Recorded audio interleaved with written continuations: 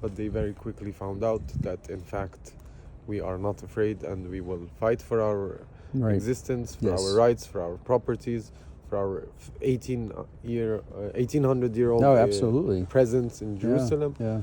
And we will defend this land. I mean, firmly stand on our ground and defend not only the Armenian presence, but also the Christian presence, which is hugely endangered during these times. I really like the flag from Artsakh. So back in Armenia, we have, I saw that. That's awesome. I've got a lot of friends from Artsakh that had to flee their lands, this is look, for the past 3 years, the Armenians, well, for the past 100 years, but more specifically for the past 3-4 years now, ever since the 2020 war in Artsakh, we've been in a cycle of defeats, confusion, desperation. I mean, it's been very tough psychologically, physically for us all. So we will not allow for Jerusalem to become another Artsakh. We will not allow for Jerusalem to be ethnically cleansed of Armenians as all these other lands. And we would like the hope and light of the Armenian nation to come from Jerusalem and spread hope to all Armenians worldwide, that when we are united, we can achieve a lot, we can accomplish a lot. So what's going on out here? This is the famous historic Cows Garden. The Cows Garden is historically 19,000 square meters. It extends from the ramparts of the old city to the walls of the police station. So it's located on Mount Zion. This is Mount Zion. The Armenian Quarter is 1/6 of the old city, and it's mostly on Mount Zion. It's the highest point in the old city. The 1920s, like around 10,000 pilgrims annually, Armenian pilgrims, come to Jerusalem. Would come here. Yeah. And then slowly, as the world got modernized, the need for a parking space arose, and it was then for the past 3-4 decades used as a car park. So eventually, in 2020, the municipality approached the Patriarchate and said, we'll renovate the whole parking area, we'll do the asphalt, and in return you just give us 90 spaces to the residents of the Jewish quarter. This was in March 2020, the agreement. It's a usage agreement for 10 years. The maintenance, the operation, the ownership remains with the Armenian Patriarchate. So it was a good deal. And then there was a clause that said if there's a hotel to be built here, this usage agreement will be cancelled. So if there are permits, it was already premeditated. In July of 2021, they signed a lease agreement of 98 years with a development company called Khana Gardens, which leased 11,500 square meters. So not only the park that was given to the municipality as the parking, but also the private parking over there. I see. The tent area, then the private garden and the seminary hall. All these. And the seminary hall, the arch building, because it said they told us last night.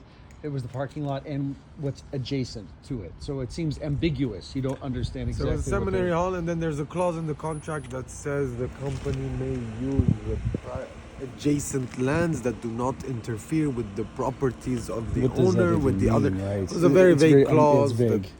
That doesn't mean anything. Basically gives them probably more grounds for further. So the deal got signed illegally because it was against the internal bylaws of the Patriarchate. The Synod and the General Assembly of St. James did not sign anything or authorize anything. So they wrote a letter opposing it. And then in April of 2023, we started a community uprising where we had to protest on a weekly basis for 6 months, demanding the cancellation and for the Patriarchate to revoke this treacherous deal, And on October 26th, finally, the Patriarchate sent a letter to the company saying we're cancelling the deal. And that's when the attacks started. So, we learned last night that there was gangs or whatever coming here, armed even with guns. So they started with bulldozers. Yeah. And they said, okay, we're the most peaceful community.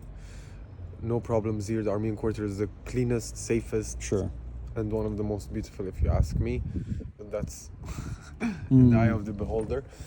So that's when they started using the bulldozers. They said it's the Armenian community, they're going to be scared, you know. They're not gonna They do confused anything. our peacefulness with fear, but they very quickly found out that in fact we are not afraid and we will fight for our Right. existence, for Yes. our rights, for our properties, for our 1800-year-old Oh, absolutely. presence in Jerusalem. Yeah. And we will defend this land. I mean, firmly stand on our ground and defend not only the Armenian presence but also the Christian presence, which is hugely endangered during these times. Yes. So after the bulldozers failed, they sent armed settlers and Jewish groups from the Jewish Quarter who came, and we stopped them as well. And then they came back with a group of 30 people, ran over the land over here, tried to take over. We stopped them as well. They came back with the police. Police lied to us, said they had a court order, stopped them again. And then the last attack was on December 29th, which was a few days after the Armenian Patriarchate officially filed a lawsuit against the company for the cancellation. And that was the most violent attack, actually. They came masked with rocks and stones. And it was very violent. And the police took 20 minutes to arrive, although they're 50 meters from here. Literally, you can And walk they to know their that station. there are issues, Right. I mean, regarding this land. Well, the thing that last night when I was talking to your brother that was interesting was that if this really did belong to a company that they leased it out and legally had it for 98 years, there's no way they would allow you guys to do this. And they would not allow this. Look, yeah, You know what I'm saying? Yeah, They yeah. would have come in. The police would have said no. They have the legal right to do this. Of But course. obviously, they do not have the legal right. There's something fishy going on. Exactly. And because you're still here, and there's nothing legally they can do about it, they've been trying to intimidate. That's what I feel. Exactly, which is why, I mean, when they attacked us first, we repossessed this land. Right. We repossessed it in order to protect our community Yeah, members. These yeah. are 5 family homes that are also included in the deal. Oh boy. So the patriarchate And- is and this right building there, here, you know, yeah, and this is where we commemorate the Armenian genocide events. So Wilson knows And so very- you Mr. guys, when Bush you knows came in very here, well. you set up a shop right over here in this. We little- set up the headquarters here. the ARQ We Club. advanced in order to create a buffer zone. Very good. But you can clearly see that one side is being attacked Right. violently. Right. So this Yeah, is and what this it's is your talking private property that you own. What can people in diaspora, the diaspora Armenians, what can they do? I mean, you know, I know Donald gets this a lot, and he's got some good ideas, but I'm just curious what your perspective The is. basic things are obviously raising awareness, talking about the issue, reaching out to their contacts that can be helpful. And then we have a legal defense fund because we tried to get the patriarchate to go to court jointly with the community lawyers, which we have a great team, 5 American lawyers. We have 3 locals here, Israeli, Jewish, Israeli Arab. We have Daniel Seidman, who's an advisor, and they're an amazing team. So also givebutter.com/Armenian Quarter is for the legal defense fund. We're going to do fundraisers and get the funds to go to court separately because the patriarchy did not want us in the case, which is very unfortunate because for the past 6 weeks we've been trying to negotiate. And they went to court without telling us, which further endangered us because You every already time opened they up the did case. something like that, the other side was attacking.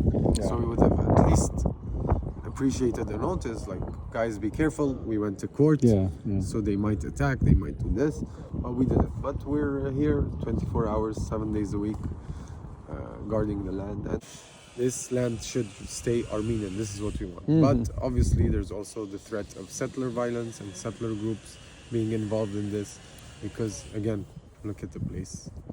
Once you know you're on Mount Zion, you're in the old city, and with the arrival of this new far right, extreme far right wing government, there's been an increase in attacks against Christians, and discriminatory and hateful speech against Christians. I mean, vandalizing our walls, death to Armenians, death to Christians, and this typical modus operandi of settler groups, which bring a front company. Now there's also an Arab guy involved, a Greek Catholic, who's our brother and who came to save us, as he says, from the settlers and from the Jews and from this and that, but they are actually best friends and came to the land with the settler groups. I mean, and then they have a picture with the leaders of a very famous settler organization, or infamous, if I may.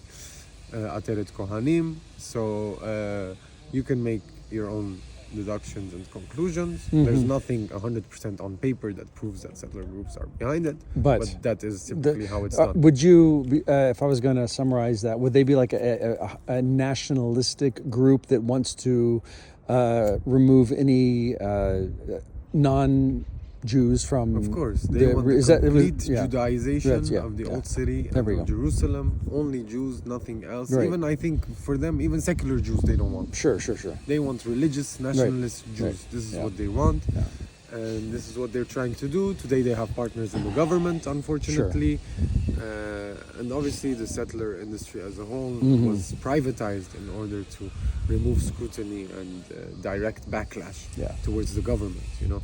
But it's very obvious that they are getting help from the police, as we saw.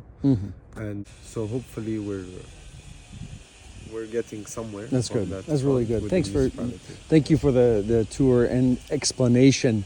I know that a lot of my friends in the diaspora are just trying to understand what's going on and what the situation is, and they're not happy to potentially lose more Armenian land. So another thing they can do is come visit Jerusalem. Yeah, absolutely. Very important. I think so too. In order to understand the importance.